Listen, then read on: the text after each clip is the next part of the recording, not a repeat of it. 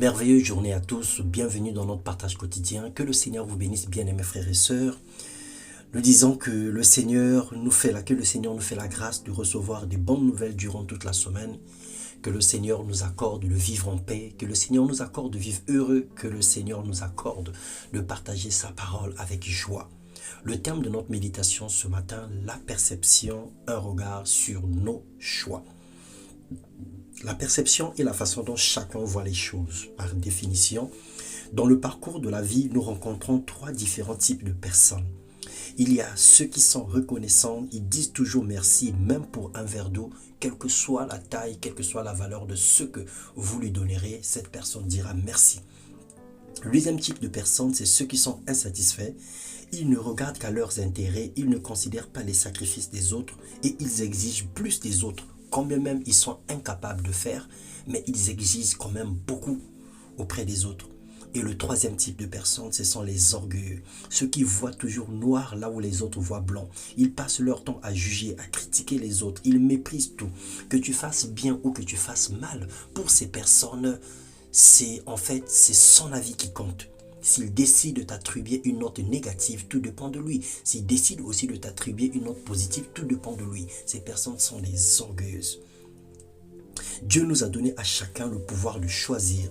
Choisir de croire sans l'ombre du doute, comme 1 Corinthiens 13, 7 nous le dit. Choisir de donner, selon Luc 6, 38. Choisir de perdre pour éviter des querelles, selon Matthieu 5, verset 40. Choisir la paix pour éviter la guerre, selon Hébreux 12, 14. Il est écrit que rechercher la paix et la sanctification avec tous, sans laquelle personne ne verra le Seigneur. Nous avons le choix. Nous avons une façon de voir les choses, une façon de comprendre les choses qui nous emmène à prendre des décisions et à tirer des conclusions inhérentes à notre perception. Ce n'est pas une faiblesse ni une honte de faire la volonté de Dieu. Quoi que le monde pensera de nous, nous ne sommes pas du monde. Nous avons été rachetés du monde et nous pensons comme Christ a pensé. Nous marchons comme Christ a marché. Notre vie est faite de choix. Bien voir amène à bien choisir. N'oublions pas que nos choix déterminent notre avenir. Ne sois pas surpris de ce qui t'arrive.